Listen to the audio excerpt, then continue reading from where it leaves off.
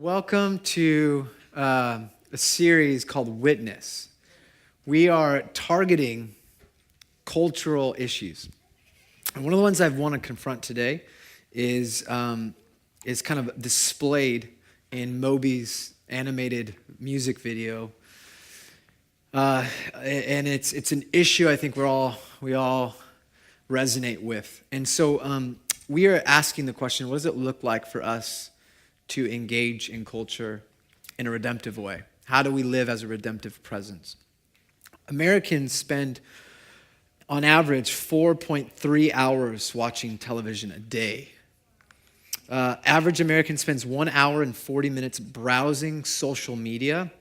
The average American spends 1 hour on the internet unrelated to social media.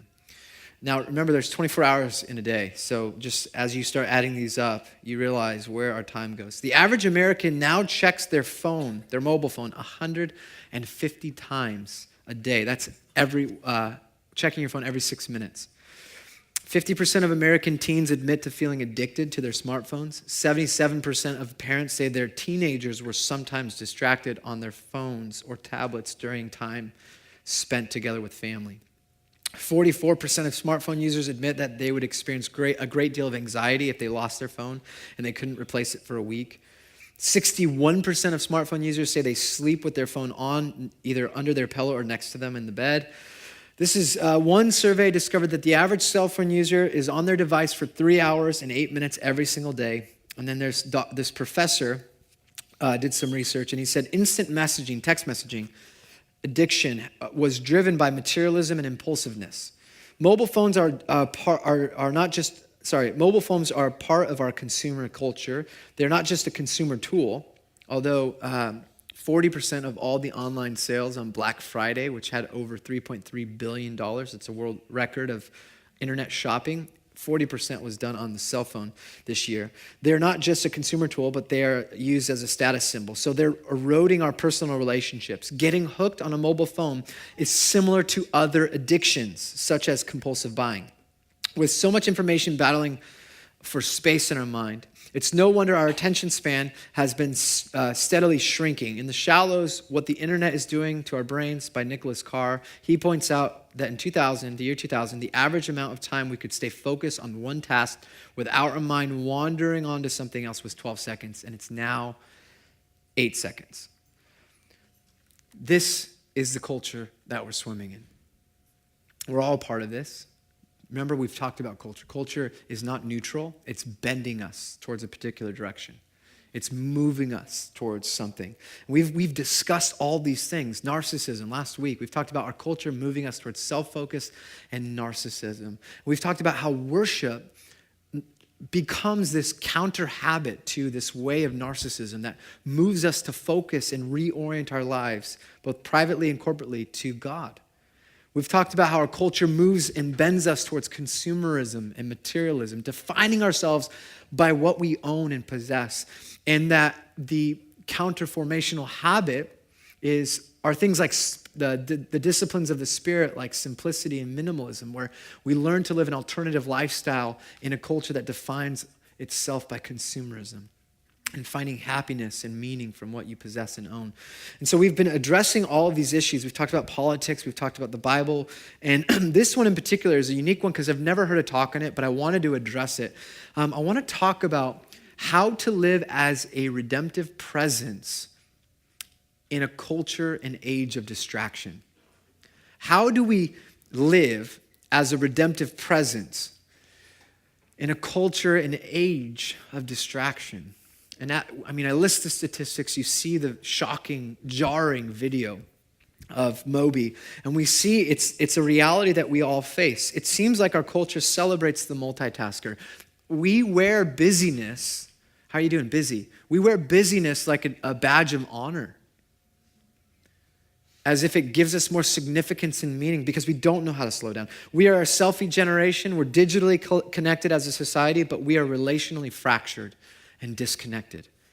We're built for meaningful relationships, but we have no way how to connect with other people outside of these devices. Literally, someone was telling me yesterday, one of my friends was saying that their family will Skype them on a device with the TV on, their feet up, a computer in their hand, and their other device just Skyping through them. There's multiple devices, but isn't that how we watch shows now? Put Netflix on and we have our computer or our phone. This is the reality we live in. It's all what we're used to. It seems like the things that we've designed to make life easier are the things that are actually taking away the life we really want. And there's nothing wrong with technology in itself. It's actually good. My son would have complications during childbirth if it wasn't for the technology that we now have in hospitals. People are alive because of the technology. There are movements that take place and overthrow fascist regimes because of social media and technology. Those are helpful things. I was just watching what's going on with the pipeline and how drones are actually bringing evidence that's needed to help a cause. I mean, it's amazing. So technology and the access that we have to technology is not a bad thing in itself. And the distraction, I don't want to just highlight the cell phone. It's just a symbol. Like how much time we spend on TV is just a symbol of something deeper. Would you agree with me on that? Like there's something else going on in our lives. Let's talk about the distraction of anxiety in our life, the preoccupation of what other people think. Let's talk about the stress that we carry. Let's talk about the relational unhealth that we carry. And we can literally be in two places at once. We could be somewhere else mentally and physically be somewhere else. My wife is regularly challenging me on this. And so these are just symbols. These are cultural artifacts that I just wonder what people will say about us. I've jokingly said this, but I seriously mean it. I wonder if one day a future generation will think of how we are so connected in the ways that we think about cigarettes. Like why on earth would you put cancer in your body? That's what we think about cigarettes today. But there was a whole generation that had it as a status, as a way of relaxing, all sorts of things. They didn't have the information that we have now. I wonder if in future contexts, people will be like, can you believe our parents and how they had these devices on 24/7? That's just a thought I've carried around in my head and heart, wondering as I see babies interact with Apple products and all sorts of things. So not to come down, but really the question in quest, I suppose, is how do we live as a redemptive presence in the culture and age of distraction? I want to talk about it now because we're in Advent, and there's nothing more appropriate than talking about it during Advent. Advent is comes from a Latin word that comes from a Greek word for arrival, and it's a time in the church calendar that we as the church celebrate and posture our lives in preparation for the arrival of the baby Jesus. So throughout history, for thousands of years, the church has chosen Advent as the beginning of the calendar year for the church. And what the church intended for Advent to be was a time where we intentionally slowed down corporately and individually our lives to prepare for the arrival of the Messiah. And that's what Advent's designed for. Now, how do we experience Christmas today in this season? The opposite of slowing down. It is rushed, full of anxiety. We have holiday stress, which is a literal thing you can be diagnosed with. There are more parties and commitments to things, more money we spend. 2/3 of us will go into debt this Christmas just to afford what Christmas presents us. We're confronted with the opposite. Now, I want you to just think, how does a pregnant woman prepare for childbirth, for their child being born? It takes 10 months, and some get really, really sick in the beginning. But then what happens over time is they don't speed up their lives as the pregnancy goes on and they have this giant thing inside of them that completely rearranges their insides and makes every movement uncomfortable and every breath. They actually are forced to slow down, to reorient their lives. They actually physically cannot do things later on in months of pregnancy that they were able to do early on. Pregnancy forces a pace that's different than when you're not pregnant. And how do we then as the church prepare for the arrival? And I think one of these things I want to talk about is becoming present, disciplining ourselves to be aware and pay attention. Are you with me? Are you with me? 11:15? Can I get a witness? All right, there we go. So how do we do it? I want to talk through Exodus real quick, Exodus 3. So if you have a Bible, here's what I'm going to do. I'm going to make some observations about one particular story, one encounter that Moses has. Moses has this encounter with God. I want to just make some subtle observations, very obvious observations, actually, and then just share with you some insight from this story that actually a 3,000 plus year old document has a lot to say about how we might want to interact in the world today. So we'll start there, and then if we have time, I'm going to share a story about Jesus, and then we'll close with some ministry time. Last service, it was an amazing time of ministry. And I have the same feeling that there's going to be a great ministry time here. I think the Lord wants to do some healing and just bring peace in ways that we need it. Literally pray for those that have holiday stress because it is a real thing, and anxiety. So does this sound good? Exodus 3, verse 1. Moses is writing this letter. And what you need to know, just quick, I can tell you a lot about Exodus, but this book, Exodus, is written by Moses, most people think. And as he's described throughout this book, he is the least likely candidate to be a leader of a movement. He is unimpressive, indecisive. He drags his feet. He makes excuses. He argues with God. He refuses to be obedient at times. He doubts and he wrestles with God. Anyone here resonate with any of those things? Great. You don't have a model to strive after for in Moses. What you have in the story of Exodus is simply a companion. He's somebody that stands next to you as an ordinary guy, showing you what it looks like to be obedient and follow God in your ordinary life. So Exodus 3:1, story of the burning bush. Now Moses was tending the flock of Jethro, his father-in-law. How many of you would love to work for your father-in-law? Show of hands. Okay, so he's... No hands went up. So there he is working with his father-in-law. At least it's not his mother-in-law. But the priest of Midian. Oh, that was a low. I don't really mean it. She's not going to listen to this. It's totally fine. She's amazing.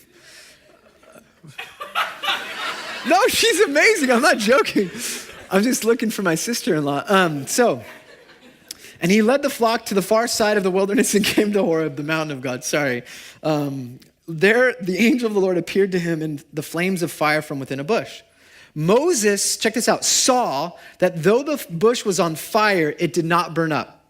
So Moses thought, hey, I'm going to go over this strange sight and see why it's not burning up. When the Lord saw that he had gone over to look, God called him from within the bush. Moses, Moses. And Moses said, here I am. Do not come any closer. God said, take off your sandals, for the place where you are standing is holy ground. Then he said, I am the Lord. I am God of your father, the God of Abraham, the God of Isaac, and the God of Jacob. At this, Moses hid his face because he was afraid to look at God. The Lord said, I have indeed seen the misery of my people in Egypt. I have heard them crying out because of their slave drivers, and I'm concerned about their suffering. So now go, verse 10. I'm sending you to Pharaoh to bring my people, the Israelites, out of Egypt. So this is a chance encounter with God. It's a foundational text for the book of Exodus. It's Moses' encounter with God. And I want to make observations about how do we live as a redemptive presence in a culture of distractions. From this story, here are some observations. Point number 1. It says that Moses was tending his flock, or his father-in-law's flock. So what you need to know is this. Moses was a shepherd. He was with his sheep. He was watching his sheep because he was tending his flock. Why is this so significant? Well, he has an encounter with God in his 9 to 5. Moses encounters God in his everyday, ordinary life. That's significant for lots of reasons. His mountaintop experience is, even though it was literally on a mountain, his mountaintop experience was in his everyday, ordinary life. Is that good news for some of us? Because we have these experiences, but then we go back to work. It's always like this. Well, there was this time I was at this one particular sacred place, this church, but then I went to another place and I left that and I don't experience it like I once did. We attach some type of holy, sacred, more valuable, more important spatial place to our lives. We value things as more significant than others. And that's natural, that's human. But think about this. So what Moses is doing is what he did every day. And when he's doing what he did every day. He stumbles upon something. He stumbles upon a bush. It says Moses saw that though the bush was on fire, it did not burn out. Now, why is this significant? Well, what you need to know is in the Middle East, bushes burning was a totally normal occurrence. It was not unusual for there to be things that were caught on fire. And the rabbis actually talk about this all the time, that this was a normal occurrence in the wilderness or in the desert regions. Bushes would burn, things would happen. What's significant is that in his everyday, ordinary life, Moses watched it long enough to know that it wasn't being consumed. What does that say? Moses was paying attention. Moses was paying attention in his everyday, ordinary life. That is enough to go off of and say, all right, guys, have a great week. Pay attention to your everyday, ordinary 9-to-5 life, because God wants to meet you in your everyday, ordinary existence. Because guess what? That's where you are. And God simply wants to meet you where you are. So what we observe from this text is that Moses is paying attention, and this awareness, this thing's not burning up, this awareness enables an encounter with God. Okay? So he could have just passed by. Bush is burning. He could have just, if it was today, it would have been like this. And this chance encounter with the divine to become the leader of a movement, the Messiah figure for Exodus, of the liberation of God's people. He would have just browsed his way through that encounter with God. Rabbis actually talk about this. How many burning bushes did Moses miss before he paid attention? It's a question. So he's paying attention, and something he's aware, and the awareness enables him to encounter God. And it wasn't just a bush; it was a burning bush that wasn't being consumed. And why is this so important? This idea of everyday, ordinary life. I think it's connected to our form of spirituality, and I already alluded to it. But our word "spiritual" in English is connected to the Greek word for spiritual, and the Greek definition is about a separation from the material world. If there's an opposite of spiritual in the Greek, it's material. And so the definition from Greek is that to be spiritual is to leave the mundane, the everyday, the material world, and go to this other space, this spiritual realm where the material and the mundane aren't in existence. And we have that Platonic Greek way of existence. This is how we view, lots of us, the scriptures. This is why the Western thinkers, when they read this Hebrew text, the Old Testament or even the New Testament, we have this view that God's plan is to zap us out of here and go to some spiritual place when we die. But that's not biblical. In fact, in classic Hebrew, there's no word, classical Hebrew, there's no word for spiritual, because that would make the assumption that something's not spiritual. Because the Hebrew concept of the world is that everything's spiritual. The material and the spiritual are all integrated into this thing called the earth. It's all integrated in God's design. And if you read the Bible cover to cover, the story is God's activity happens here on this earth. There's a lot of stuff that happens in the New Testament, Old Testament, New Testament, and then the church is happening now. But when it all comes together, when the fulfillment of all things, as Ephesians says, happens, it's right here. Earth and heaven are renewed. Heaven actually comes here. So what does this say? Well, when we separate the significance of the material from the spiritual, we lose power and significance. Or let me even go one step further. We think that when we come to, a lot of us, and this is me too at times, that when we come to church, that there is something spiritual charging here. There's some type of spiritual charge, that this is a holy and sacred place where God's presence is in the midst. And he's going to move, and let's lower the lights and make sure that we're going to create this atmosphere for God to move. That's the last thing you need to think about at the garden. In fact, what we're trying to remind you as we gather with songs, as we create space, we want to remind you of all that is holy, sacred, and spiritual on your commute on Monday morning. This is to re-energize you for all of the sacred temple work you have Monday through Saturday. This is what we believe. And so for some of you, you think, well, great, okay, I get it. The mission then is my job. And so you get to your job, you're like, this is where God wants me to interact. But how you got to your job on the 405 did not look like Jesus. And it shouldn't. No, it should. Because that's like Sheol and hell all combined in one. Pretty much 24/7. It doesn't matter because there's always road closures. Anyways, bless the 405, Lord. Expand it. Just grow its...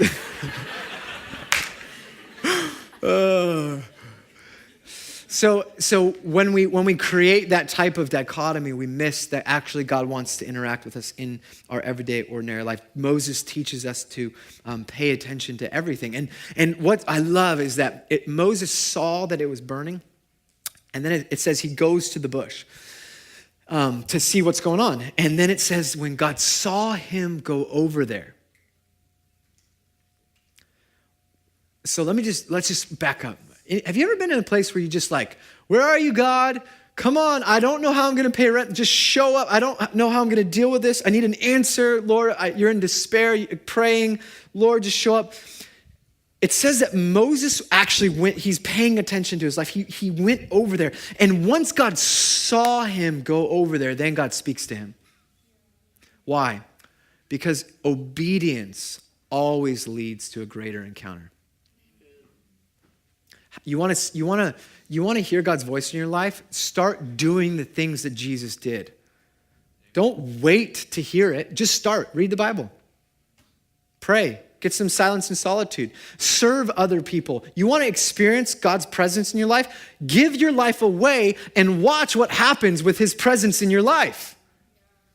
I'm preaching all sorts of goodness to 11:15. You're welcome. This is not in my notes. This is for some of you sprinkled across who will take this and manifest the 100-fold ministry.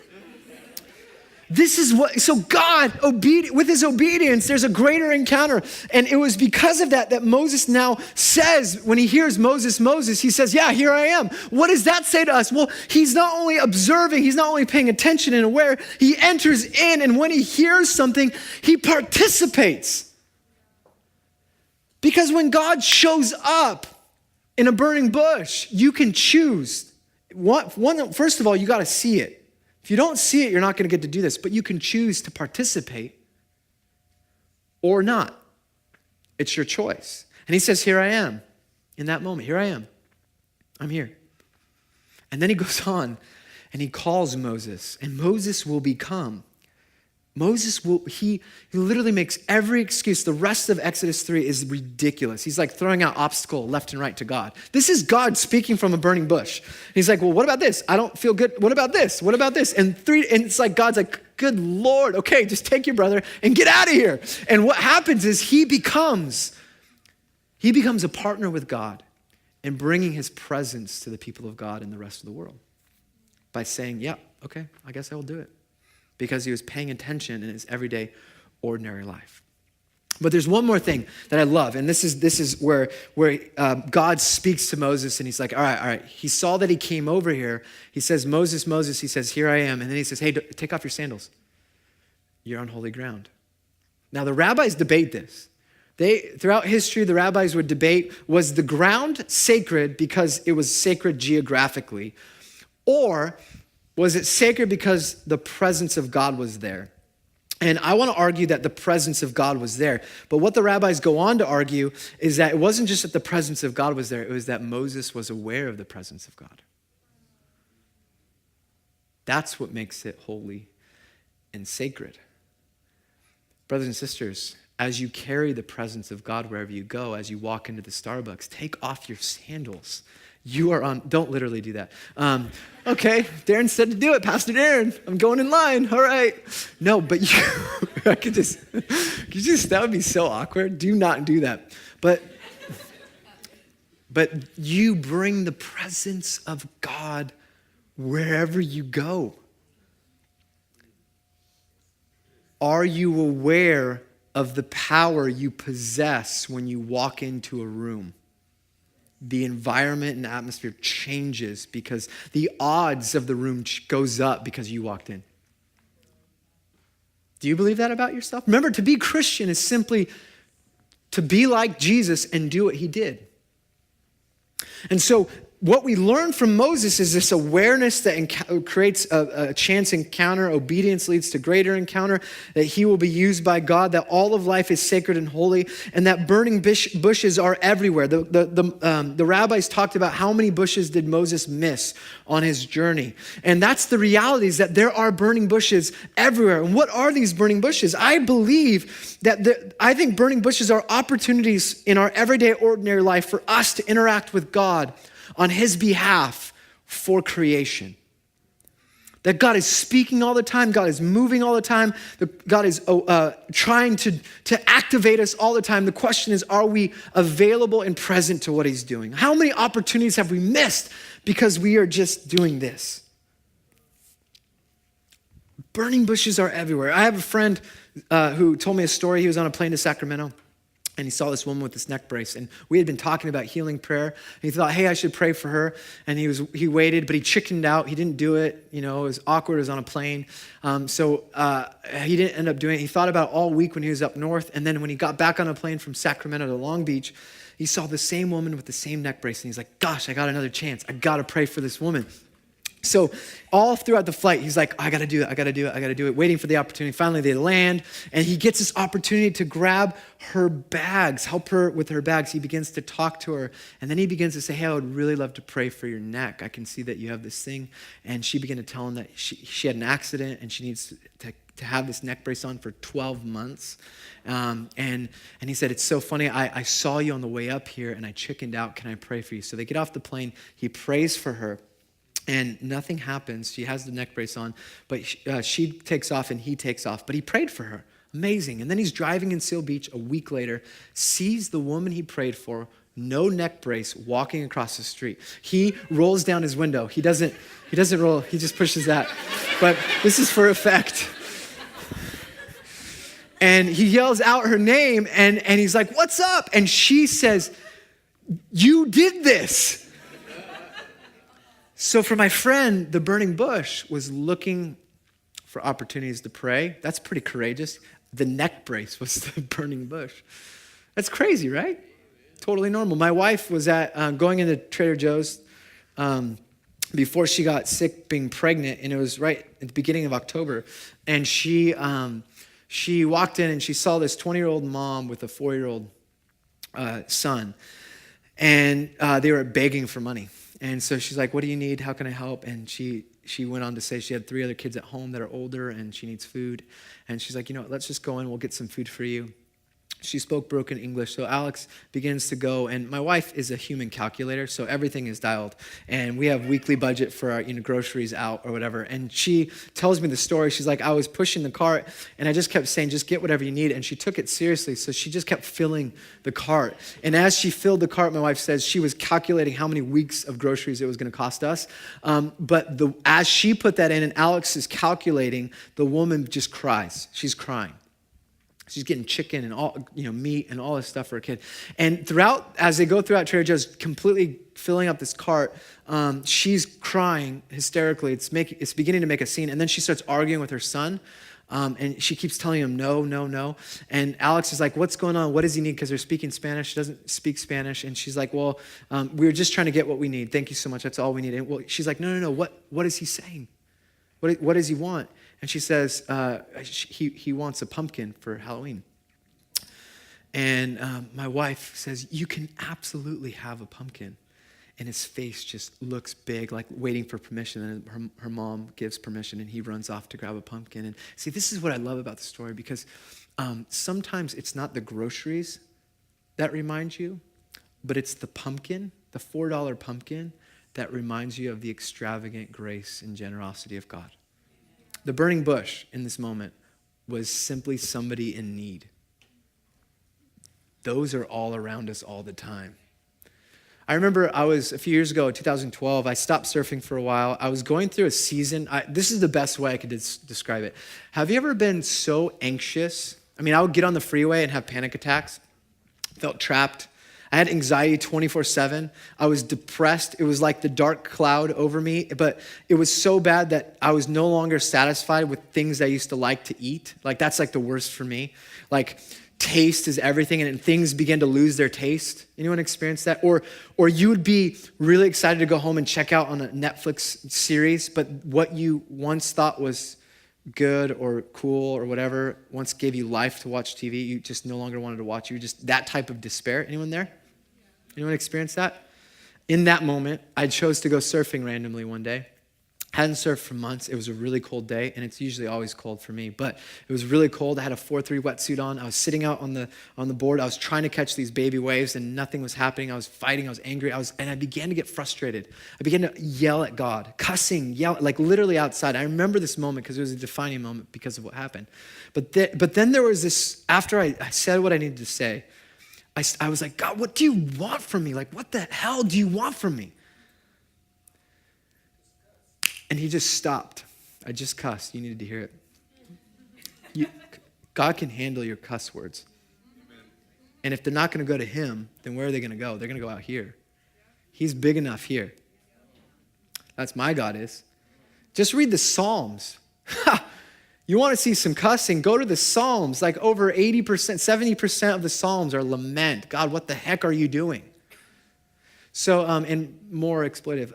And so there I was, broken. What the hell? And what do you want from me? And and it's like all of a sudden I looked where I was and I lifted my head. And he said, absolutely nothing, boy. I love you so much. Weeping, peace, joy, restoration of soul. I had been disconnected in some way. Burning bush, lifting my head to what was going on. Encounter with God. Brutal, honest awareness. And I was aware of this voice. Because when you open up to God and you hear condemnation, that's not God's voice. When you hear you should do more, that's not God's voice. That's some false God in your head. God is regularly trying to remind you of how much he loves you, how good you are, how beautiful you are, that you're enough as you are, not as you should be, that he's given everything to be with you. He's waiting for you just to lift up your head and say, God, and he'll be like, I'm there, my boy, my little girl. I love you. Burning bushes are all around us. Are we paying attention? Are we aware of what God's doing? Now, this is the other thing, that the encounters that we have are not for us. They're not for us. And this is why one of the problems I have with the way we emphasize worshiping gatherings in the church is it's all about this. God, just give me, give me, give me. I had a great experience. If the experience doesn't lead you to continue the mission of Jesus in your everyday, ordinary life, then that's not a worthy experience, in my opinion. God does want to meet with you and heal you for the sake of the world. So Moses has this encounter not to be like, oh, I talked to a bush. Yay. It sends him on this mission that he was not equipped for, that was overwhelming and massive, that spends the rest of his life trying to fulfill in obedience. And that's the same is true for us. So, are you guys with me?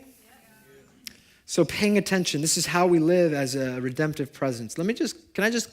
It's 12:35. We try to keep it like an hour and a half, which means 12:45. But I got to finish strong with the story of Jesus. Can I do that? Permission? If you need to go, just go. I know who you are. You true. I can see you. If not, we'll just make sure will you just record them leaving so we have it on podcast? That'd be awesome. Now you're stuck. Some of you are like, I really have to pee though. I'm not. Okay, so Jesus models this. He says, I only do what I see the Father doing. John 5:19. And I believe that we can do this, that we can become the kinds of people that do this. And there's a story that I love because it really speaks to our condition and it becomes a helpful model for us. And it's a beautiful picture in Mark chapter 5, verse 21. It says this, when Jesus had again crossed over by boat to the other side of the lake, a large crowd gathered around him while he was by the lake. One of the synagogue leaders named Jairus came, and when he saw Jesus, he fell at his feet. He pleaded earnestly with him. My little daughter is dying. Please come and put your hands on her and so that she will be healed and live. You could just imagine the desperation. father, desperate, a leader, a ruler of a synagogue, meant that he was responsible for the finances of that local church. He was responsible for the scrolls. If they had any scrolls of the Old Testament, the Torah, he would be responsible. He would be the public reader. He was significant. He's probably wealthy. He, in a moment of desperation, falls before this rabbi, this prophet, that would be Messiah, the Messiah, Jesus Christ. He says, hey, my daughter's dying. And Jesus went with him. And a large crowd, it says, followed and pressed around him. So the image is just a Chance the Rapper concert. Okay, so just that. No, that didn't work? Okay. Dixie Chicks? No? I don't know what kind of crowd you are. What? Star Wars opening night? Yes, there we are. Have you seen? I'm wondering if next week I should wear my Rogue One shirt or come dressed as Darth Vader and preach from the Gospel of Luke.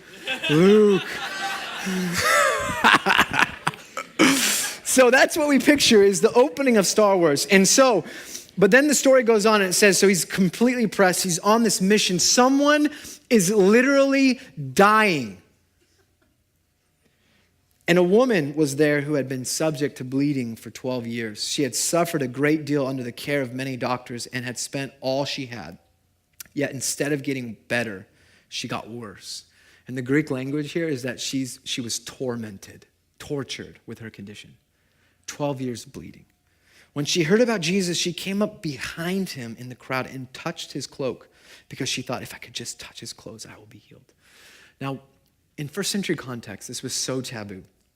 If you were a woman on your regular monthly period, you were excommunicated from community. You had to wait to be cleansed once you were done. You had 7 days until you were renounced clean. But during that period, you couldn't touch another person because you would contaminate them and make them unclean. And so they would have to go through a ceremonial cleansing to be marked as clean. So if you continued to bleed, you were excommunicated from fellowship community, excommunicated from worship and presence of God in your life through the temple. You were marked as unclean in society. This woman not only was suffering and tormented with a physical condition, she had spent everything she possibly could on doctor's visits, on getting well, on cures. Not only that, she was without community family because of her condition. Can you imagine? Now, if she had the audacity to touch another person intentionally, it was most likely that she would be punished according to the law. And she thought to herself, if I could just come up close enough and touch him, then I'll be healed. And the story is there's a little girl dying. Jesus has to get there. And there's all this traffic, but he's got to get there. Immediately, she touches him. Immediately, verse 29, her bleeding stopped. She felt in her body that she was freed from her suffering. At once, Jesus realized in the midst of a crowd pressing in that power had gone out from him. Let me pause. All of Jesus' ministry is available for all of the church. To be a Christian is to be like Jesus and do the things that Jesus did. This is not unusual. This is what happens when you live in the Spirit, the power of the Spirit in your life. This is possible for Christians. Power is released, and there's a side effect. Someone, without Jesus focusing in and praying, someone has the faith and is healed from his very presence as he walks through a crowd. And he says this, he turned around with the crowd and asked, who touched my clothes? You're at a Chance concert. You're at the Star Wars. You're trying to rush in to get the perfect seat. This is before they had select your own seats in the theaters. You're trying to get through, and Jesus' disciples can't even believe it. They're like, are you crazy? How could you even ask? Well, you're nuts. How can you even ask who touched you? Everyone's touching you. But Jesus knows something, and here's the key. Look at this. Pay attention real quick. She wants to be healed. And Jesus looks for a personal encounter. This woman is not some random person in the crowd. My Father has some business here, and I need to make sure that she knows what's going on. Because Jesus knows power left. Jesus knows somebody touched him. Now he's looking for the who. Who is it that received this benevolent gift, that rather than me being contaminated by her uncleanliness, my holiness and purity and freedom was just extended as a side effect of my presence in her life. Who touched me? But Jesus kept looking around to see who had done it. And this is a crazy moment because she realizes, something happened. She's in trouble. And religious leaders would condemn her. Religious leaders would shame her. Religious leaders would force her to be punished because that's what religion does. Then the woman, knowing what had happened to her, came and fell at his feet and trembling with fear told him the whole truth. She just experienced healing. Now she's in trouble. She's caught. And what do you think in a religious culture you would expect from a religious man? Anything but this. Daughter, my little girl, your faith has saved you. Go in shalom, right relationship with God and others, the harmony of all creation. Go in the right relationship with God and creation and be freed from your suffering. What is that? That's the incarnation of love speaking to a daughter that needed to be reminded of who she really was. Peace is what you get in fellowship. She's restored into fellowship through Jesus. Now, what happens next is amazing too, because while Jesus was speaking, as he stops to investigate this moment, remember, he had a mission to save a dying person. Somebody was literally dying. And someone from Jairus' house comes up to him, to the synagogue leader, and says, your daughter is now dead. Great. This unclean, contaminated woman killed my daughter. Why bother the teacher anymore, they say. And overhearing this, what Jesus said was, don't be afraid, just believe. And then he goes on to heal the little girl. But I love this story for so many reasons. The story of this woman's testimony becomes the testimony that inspires and the faith for the little girl to be healed. But what you notice in the story is that as Jesus is urgently moving towards the dying, he's fully present in the moment of what God's doing in his midst. He's willing to stop everything, to be interrupted for the outcast, to pause for the overlooked and say, no, I see you. Go in peace. Be freed from your torment. You see, I believe distraction is brutal. It's killing us. It's so violent, we don't even realize it because distraction keeps us from being present to the presence of God in our life. The simple distraction on our iPhones, on our smartphones, on our tablets, our TV, this distraction keeps us from the presence of God, experiencing it on a regular basis. Distraction will blind us to the people around us that we need to see. Distraction silences the words that we need to speak to the people that are around us. Distraction hinders a person that needs to be touched. We refrain ourselves. Distraction disempowers the power of God being released within our life because we're not paying attention to it. We're unaware of the burning bush, the neck brace. We don't see the person in need. We're distracted. You see, your presence brings power into a room because his presence is power. Your presence brings power because his presence is power. And I just want to wake us up to pay attention, to slow down, to be present, and to release and eliminate the distractions that keep us from all of those things. Amen? Amen.